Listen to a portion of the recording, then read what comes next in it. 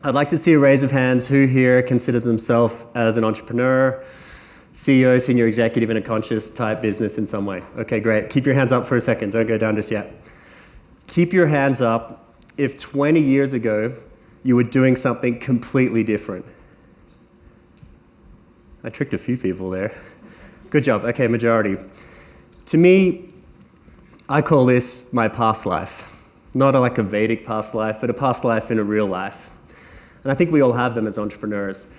We had these previous existence, and then we learned something, or were inspired by something, or scratched our own itch, as they say, and developed something that became of use to the world.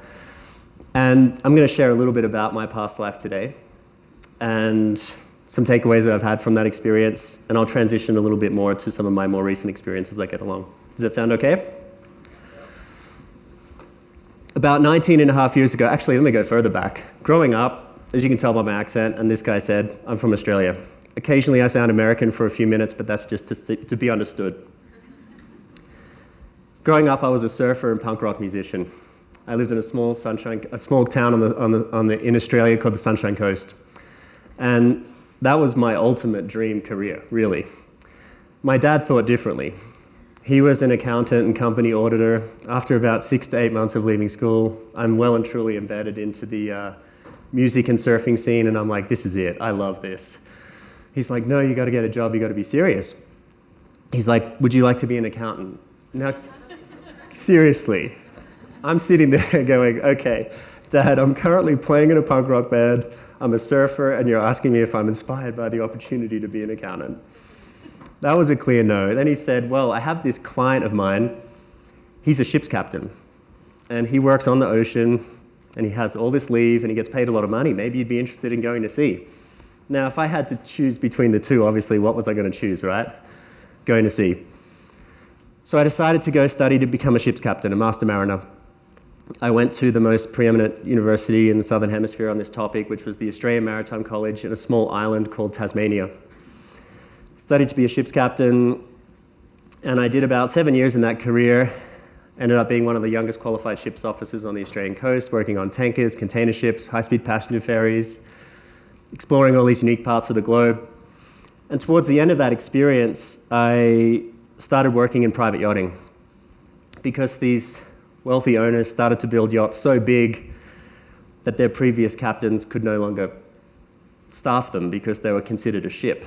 So I would go from this million-barrel, 300-meter-long tanker down to this 93-meter-long private yacht with 2 helicopters, which was very big for a yacht owner, but for me it was tiny.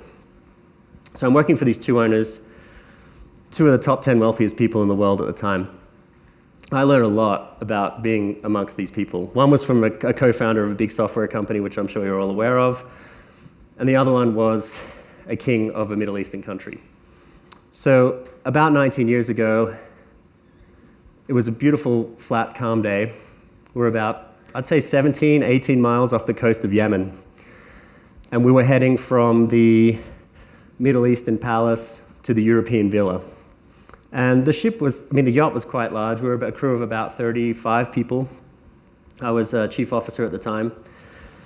And as chief officer, I have to plan for drills. These are emergency situations that you may encounter. And one of the drills I had planned for that morning was a piracy drill, because that evening we're about to pass through a small area of water between Djibouti, Somalia, and Yemen, which is, a high-risk pirate area. So I planned a drill for 10 a.m. in the morning. My watch finished at 8 a.m., and I'm sitting in my cabin relaxing, reading a book in my Omani robe, as I happen to be wearing. And at 9:57, I get a call from the captain. He said, Chief Officer, this is the captain, can you come to the bridge? It was that real serious voice, shit, something's wrong. I go to the bridge, he goes, take a look at the port radar, tell me what you see. I look at the port radar, and we kept one radar with trails on. So this means that if there's smaller vessels, if it picks it up every few times it goes around, it starts to develop a history. And so the starboard radar, we wouldn't do that, the port radar we did.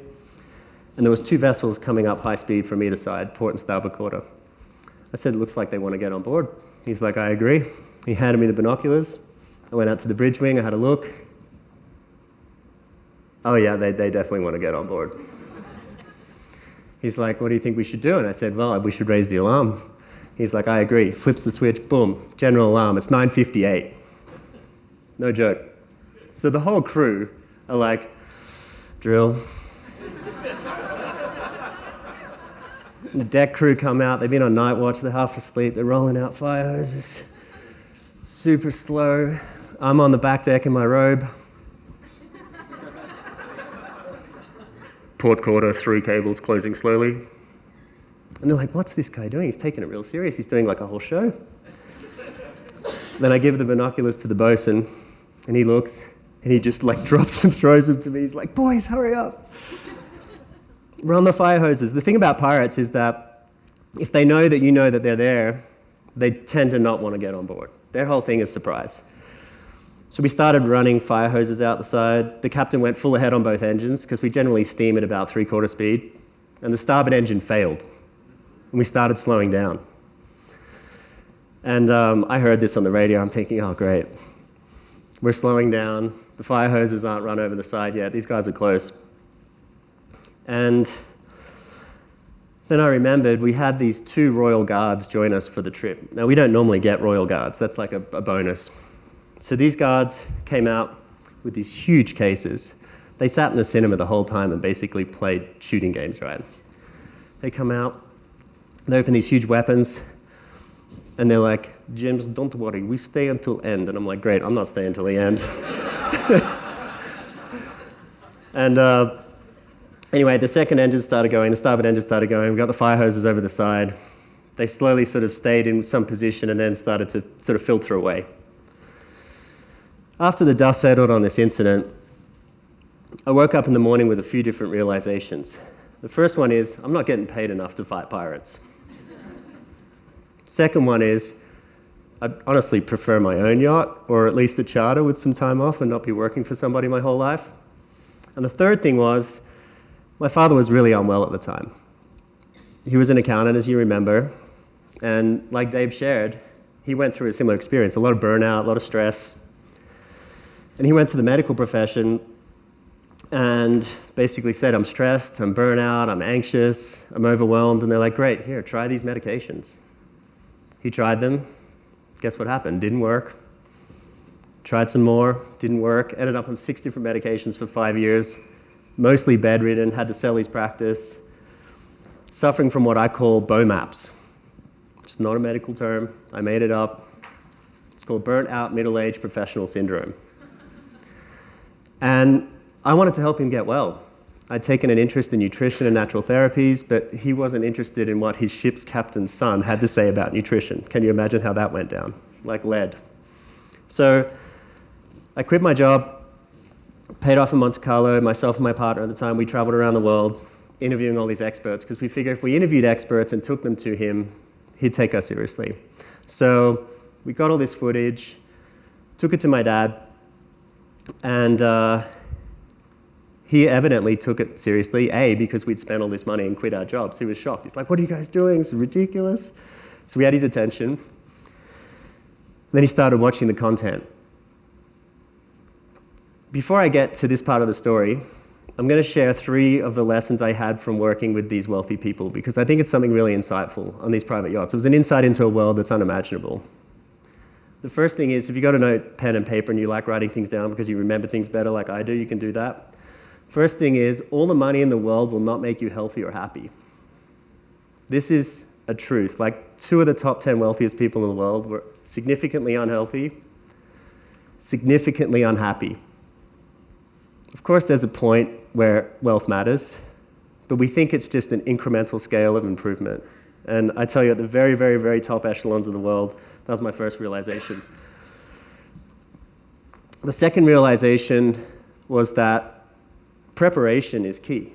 I was prepared for those pirates. We were prepared for those pirates. I mean, the deck crew, they were a little slow, but they got there. And it really trained me in business to think about that. What's your point of no return? After so many quarters, if the cash burn stays at this percentage, what do I do? If I don't hit revenue targets by this quarter, Do I cut costs? Do I increase prices? Where are these points of no return? Because as an entrepreneur, I've personally not followed those rules time and time again, and I've learned from them. You know, you set the rule, okay, if this doesn't happen by then, we're going to do this. You push it out. You don't play by your own rules. In shipping, you don't have a choice. You're entering a port, there's a point of no return. If you passed it, you go in. If you're not, you go back. So being strict with that in business. The third thing is, I think being an entrepreneur is very much like being a ship's captain. It's about a game of, this is my third point, how calm can you be when shit hits the fan? This is a superpower. And in shipping, it's easier because it's 99% boredom, 1% sheer terror. But I think as an entrepreneur, it's like 60% boredom, 40% sheer terror. But it's about how calm can you be when the shit hits the fan. You got those three? Money doesn't equal health and happiness. Preparation is key. And how calm can you be? It sort of rhymes, I didn't figure that out. Okay, so I'm there with my dad. I show him this footage, he's inspired, he's like, oh my God, I'm gonna change my diet. It's not the drugs I need to change my lifestyle. So he starts changing his lifestyle. He went cold turkey on all of his medications against all of his doctor's advice. Within 3 months, he'd lost 50 pounds. He was back to normal. I had my dad back. My dad used to like shake my hand at a distance with a firm handshake. Now he does these awkward long hugs, you know. He meditates, he chants. Eating kale has side effects, people. I'm telling you. You eat good enough, long enough, you change. There's no going back. So then this footage helped my dad, and we go back to Australia and we're like, okay, what do we do with it? Let's try and make something of it. Bumped into an editor. He's like, this is amazing, let's do a feature documentary. I'm like, okay, great. And it came out in 2008, and it was very early in the food documentary health space. And it was a success overnight. It was just an amazing story to be a part of. Netflix picked it up as one of their first documentaries in this space. It got translated into 13 languages. We were touring the world doing these festivals and screenings. Then we did another documentary called Hungry for Change. It also went on Netflix and then was at every checkout in Whole Foods for like 4 or 5 months in the US when DVDs were still a thing. Signed a deal with a book publisher. Moved to America. I bought a TV and a laptop from 3rd Street Promenade Apple Store. Got home, and there was no DVD drive in the MacBook, and the TV had a Netflix button, and we were distributing DVDs. So I got a pretty strong signal from the market that DVDs were dying. I called up my team, and I'm like, let's make a TV channel. They're like, okay. Now, the thing about being an entrepreneur, and I'm sure you can relate to this, is like, you have to be the most overly naive and optimistic person in the room, right? And you have to be overly naive and optimistic long enough until it's too far down the track to quit, and you have too much information at that stage. So I'm like, let's start a TV channel, great.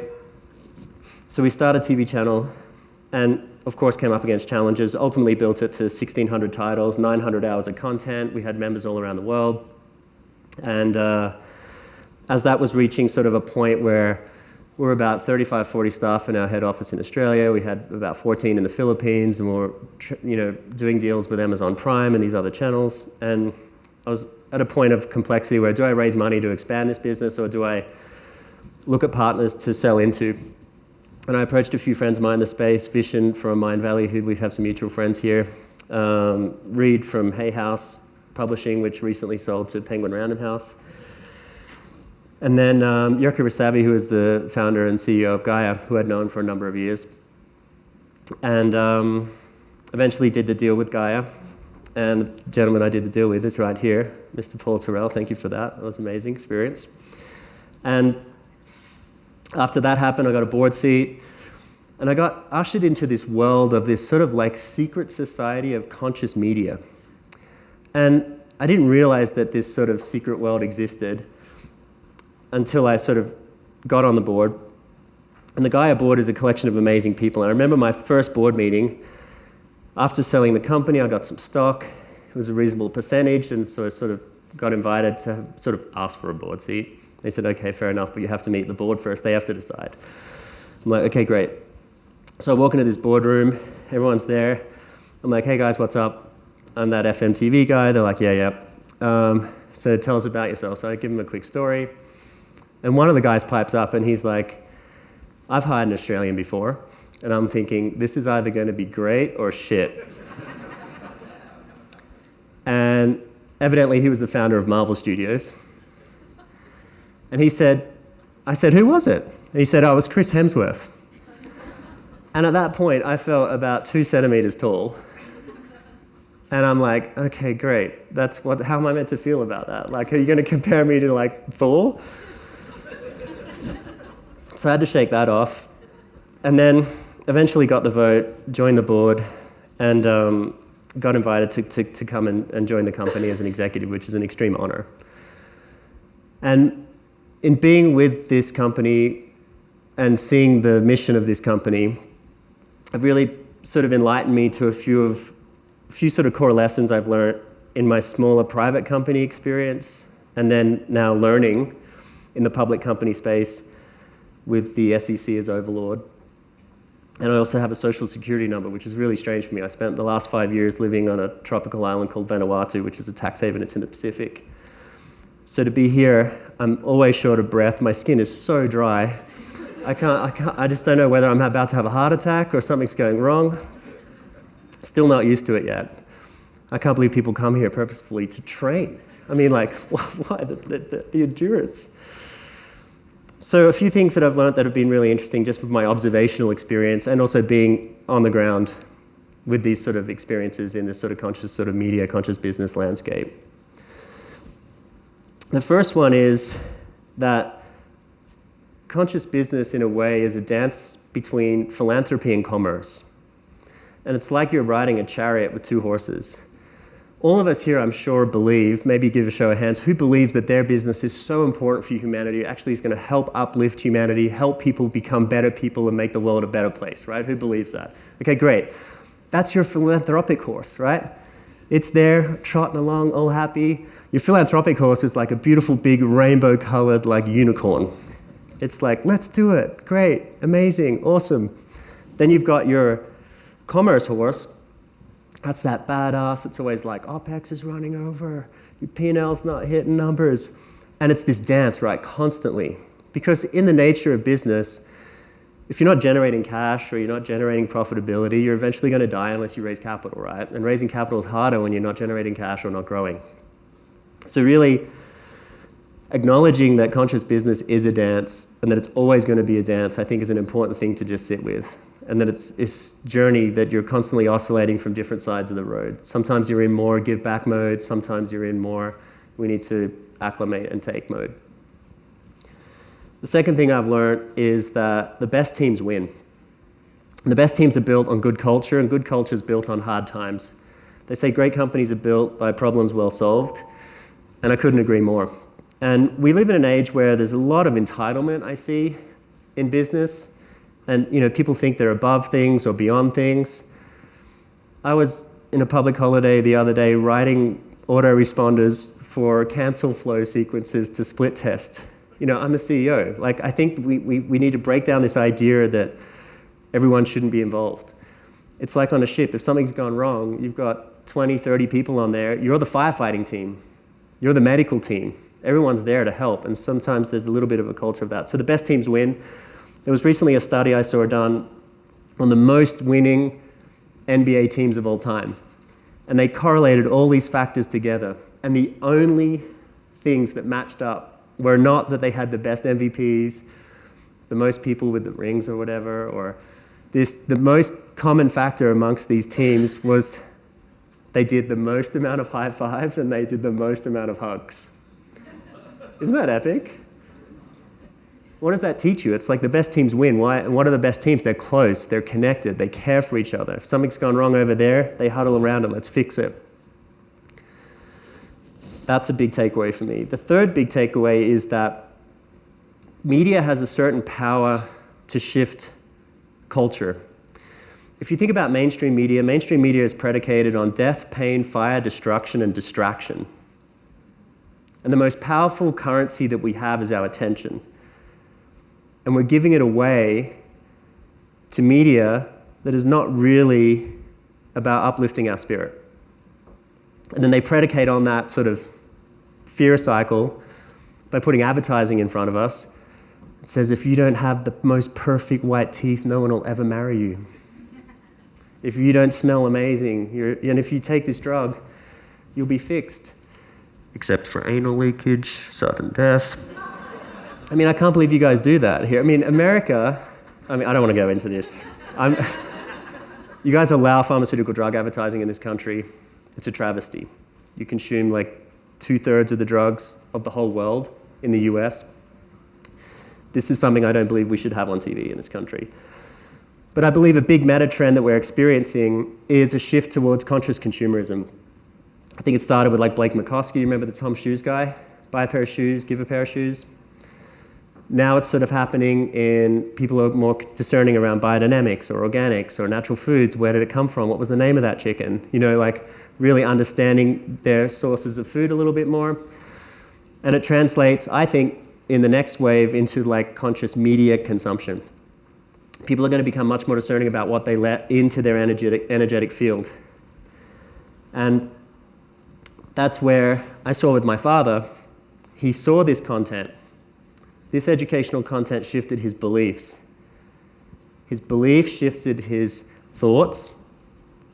His thoughts shifted his actions.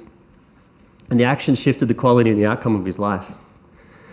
And so that's why I've sort of really dedicated myself to media and to using film as a force for good, and then involving myself in this organization called Gaia to disseminate conscious media around the world. And like Dave said, we have a new movie out just this week, today, I think. I get tied up in meetings, I forget these things. It's today, yeah, Chelsea's letting me know here. It's executive produced by Joaquin Phoenix, and the movie's called Love Over Money. And it's about the story of purpose first. And it's the story of the man who walked away from Baskin-Robbins. A $1 billion inheritance, had everything offered to him, and he moved away to a log cabin that he built in the woods and crafted his own journey. It's an incredible story filled with heart and passion. And I believe that if we're able to get enough media to people that can uplift, and it doesn't matter what business you're in, if you're in solar panels or if you're at dog treats, think about using media as a force for good, to educate, to inspire, and to communicate, because it can transform your business. I am done for time. Thank you so much, and grateful to speak with you today. Appreciate it. Thank you.